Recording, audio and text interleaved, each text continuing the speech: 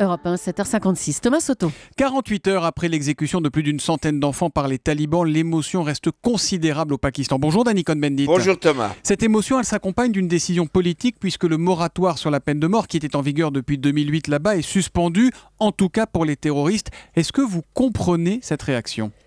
Thomas, il ne s'agit pas de comprendre. Évidemment que je comprends le désir de vengeance après une telle horreur. Je comprends qu'on ait envie de dire aux terroristes, de leur démontrer, eh bien maintenant, ça sera œil pour œil, dent pour dent. Donc s'il s'agit de comprendre, je comprends que par exemple, si vous êtes père d'un enfant ou mère d'un enfant et on tue votre enfant, je comprends votre envie de vengeance et de tuer et que le coupable soit châtié à jamais. Tout ça, c'est du niveau de la compréhension. Oui. Et là, il ne s'agit pas de comprendre, il faut savoir si c'est juste. Et alors, est-ce que c'est juste ?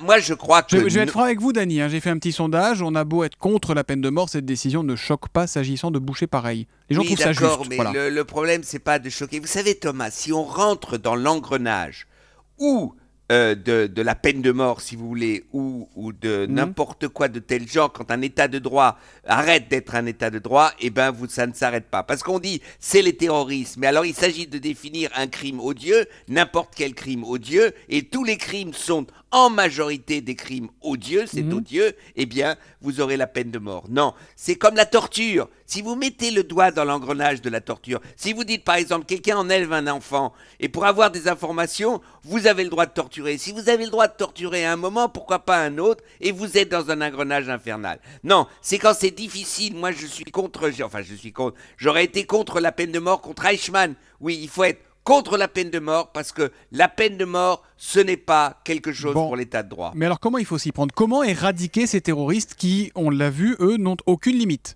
D'abord, il faut une police, une armée qui se bat, qui essaye de détruire les terroristes, mais qui respecte l'état de droit. Deuxièmement, il faut un État qui essaye justement d'annihiler les inégalités sociales dans un pays, parce qu'il y a aussi des racines sociales pourquoi le terrorisme à un certain moment peut se développer, c'est-à-dire que plus un État est social et un État de droit, et plus vous isolez les terroristes et vous êtes capable de gagner. C'est-à-dire c'est une lutte policière et militaire, oui, mais c'est une lutte sociale et une lutte pour un État de droit qui prend du temps vous permettra... face à une situation d'urgence. Oui, mais de toute façon, si vous avez la peine de mort, vous ne changez rien.